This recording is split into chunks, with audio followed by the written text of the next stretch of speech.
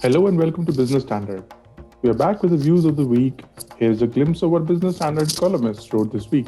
India has long sought to increase manufacturing's share in its GDP to 25%. In 2019, it was barely 14%. This may not reach the desired levels even till 2030 without a massive jump, writes T.N. Anand in his weekly column in Business Standard. For this to change, he writes, India needs to focus on more labor-intensive sectors and export markets. But to be able to get into export markets, India needs to become a part of trading blocs. And the decision of staying out of the RCEP may turn out to be one of Modi government's major blunders, he writes. India needs to improve its competitiveness and give a chance to its manufacturing share in GDP to grow. The decision to stay out of RCEP may be an admission of defeat already. In his column, Akar Patel writes about India's wish to be a permanent member of the United Nations Security Council. He questions why India desires this seat. He writes that the fact is that we don't really even know why we want to be on the Security Council, or what we would do with the veto power if we were suddenly handed that bauble. He further writes that India hasn't had a mature discussion internally on why we want to be in the Security Council. We only know that we want it, and we demand it to be given. Mahesh Vyas writes about lessons that companies may have learned during the lockdown. He looks at data for September quarter, which shows that listed companies made bumper profits in this. Owners of capital have benefited well in these difficult times. But labor has not been so lucky, he writes. The lockdown has taught companies a lesson or two on running businesses with fewer human beings. These lessons are unlikely to be forgotten. What is the status of the union government's revenue and expenditure figures in this financial year? And how are they likely to deviate from what was projected in the union budget in February? A.K. Bhattacharya takes a closer look. The big challenge for the government in the second half would be to shore up revenue collections, he writes. Going by the past trends of collections in the second half of the year and by the expected recovery in economic output, the net tax revenue shortfall could be between Rs 6 trillion in a worst-case scenario and Rs 4.65 trillion in the best-case scenario. The extra borrowing the government has planned will not be enough to meet this shortfall. The conclusion that is drawn from this is that there would be no escape for the union government from extra borrowing in the second half of this financial year. Nearly 2 months ago, an international tribunal ruled that India's imposition of a tax liability on Vodafone was in breach of an investment treaty agreement between India and the Netherlands. The Modi government told Delhi High Court that it hadn't decided yet whether it wanted to challenge this ruling. In Business Standard, Shyamal Majumdar reminds readers that this goes against a series of assurances given by former Finance Minister late Arun Jaitley, who had stated that the government would honor arbitration awards in cases where companies had challenged tax demands raised by the previous regime using the retrospective tax legislation. He further writes that in 2014 manifesto, the BJP had promised an end to tax terrorism, but those hopes have been belied. This raises concerns amongst the foreign investors and does huge damage to India's reputation as an investment destination, he concludes.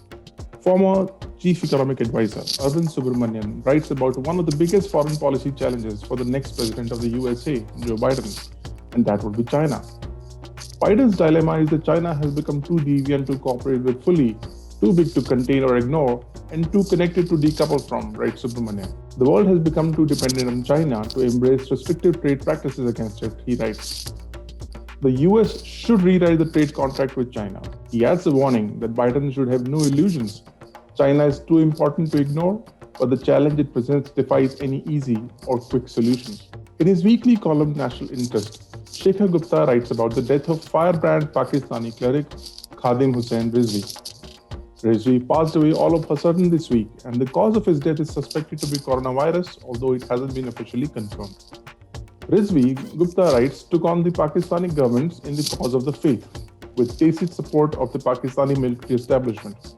The holy warrior, as he thought of himself and his supporters, would issue threats to domestic politicians and other governments for perceived slights to Islam. He even transformed his organization into a political party, and towards the end may have become irksome for the Pakistani establishment. Rizvi is now dead, but his mass appeal lives on, and the establishment will find more like him, writes Shekhar Gupta. Sajid Chinoy, the chief India economist at JP Morgan, takes a closer look at India's economic recovery. The recent acceleration of economic momentum is undoubtedly encouraging, but we shouldn't get ahead of ourselves, he writes. The lessons for India are clear. First, we cannot let our guard down. and must not let complacency or the festival season trigger a second wave. Second, a stalling global recovery will soon pose external headwinds. The government is planning to amend telecom license norms so that the companies such as Bharti Airtel, Vodafone Idea, and Reliance Jio cannot procure critical equipment from China. A Business Standard editorial calls this the right move. The editorial states that while there are some valid business concerns, the fact is that national security has to be of paramount importance, weighing much more than business and geopolitical factors. In the week gone by, the RBI proposed to merge the Lakshmi Vilas Bank with the Indian subsidiary of Singapore-based DBS Bank.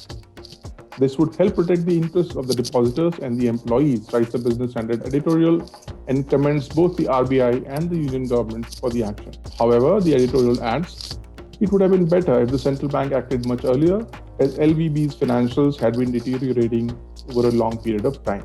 In just a year since India pulled out of negotiations to conclude the Regional Comprehensive Economic Partnership (RCEP) trade agreement, other nations have gone ahead and stitched it together.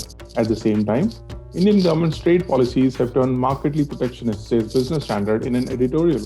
If the RCEP remains a non-starter for India, then it is unclear what the next step is for Indian trade. This is a great act of economic self-harm and shows how insecure the Indian government is about domestic competitiveness as a manufacturing economy or even in parts of the agriculture sector.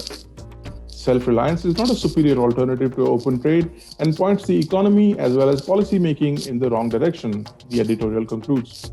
The National Payments Corporation of India, NPCI, has recently set a cap on how much of the transaction volume can be accomplished through any particular third-party app. The NPCI has overstepped here, says Business Standard in an editorial, which asserts that the basic principles underlying this decision are faulty and should be re-examined. The editorial goes on to say that the Indian state should promote open, regulated competition.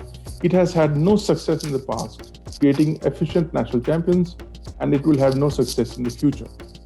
While India has seen a slowing down of new COVID-19 infections, Delhi has experienced the very opposite. Delhi is seeing a resurgence that is rapidly turning a surplus of hospital beds earmarked for the treatment of the virus into a deficit. It is no coincidence that this contrarian surge in the state has coincided with the festive season, says the Business Standard editorial. This surge points to unsatisfactory policing and monitoring as well as poor awareness levels, which the centre and the state government should have anticipated, it says. That is it from us this week. We will be next week with more. Thank you.